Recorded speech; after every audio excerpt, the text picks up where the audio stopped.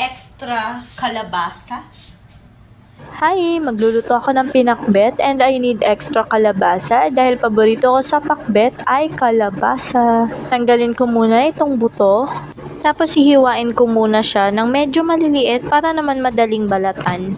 So yan, I will cut this into 4. Binili to ni Mr. kahapon, akala ko nga kahapon ko lulutuin, pero ang cravings niya ay ginataang tulingan. Tapos dun sa ginataang tulingan, masarap kasi doon may pechay, talong. Pero dahil nakaliputan niya, bumawas na lang ako ng gulay dito except kalabasa. So yan na siya guys, ready to peel off. Kuha na ako ng peeler. At heto nga ang favorite kitchen tool set ko, isa dito ang peeler. I'm using Magkuno wood chopping board nga pala. Napakaganda ng quality guys. Talagang highly recommended siya. And look.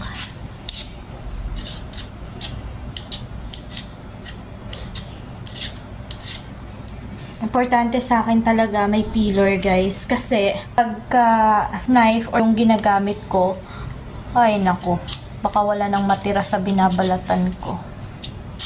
Pakadali.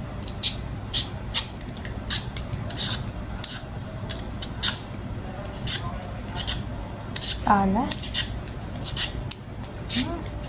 Diba?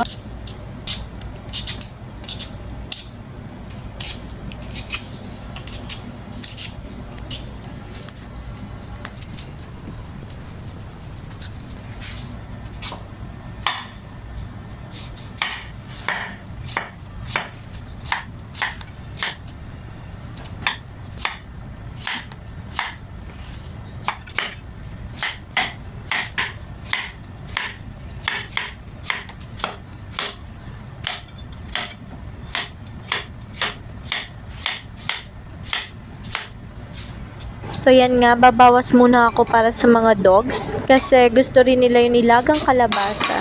Nilagay ko na yung kalabasa dun sa basket drainer kasama ng iba pang mga gulay. Pagkatapos nilinis ko yung Magkuno wood chopping board at nagbalat ng sibuyas.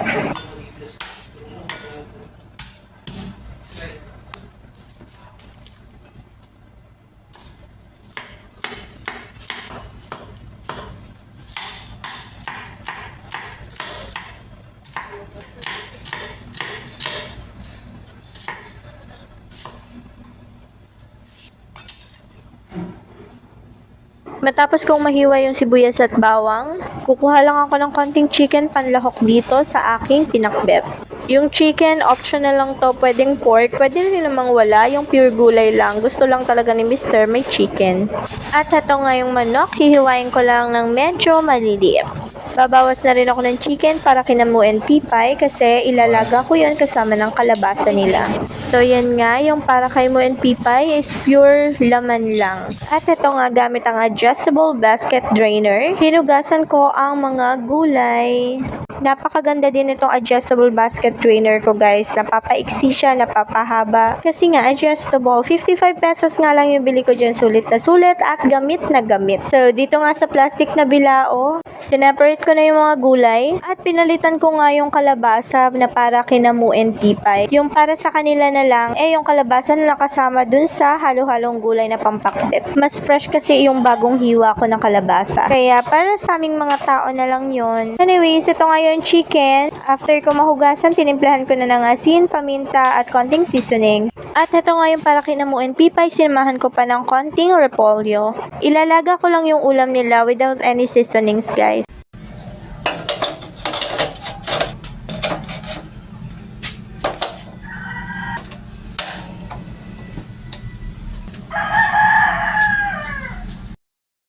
Inuna ko ng isa lang yung para kina Mu kasi palalamagin pa yan bago pa nila makain. At heto na nga, naglagay na rin ako ng kawali. Ginamit ko nga pala dito use oil. Pinagprituhan lang din ng chicken. Tapos yan, uunahin ko ng lutuin yung chicken. Tinakpan ko para mas mabilis maluto.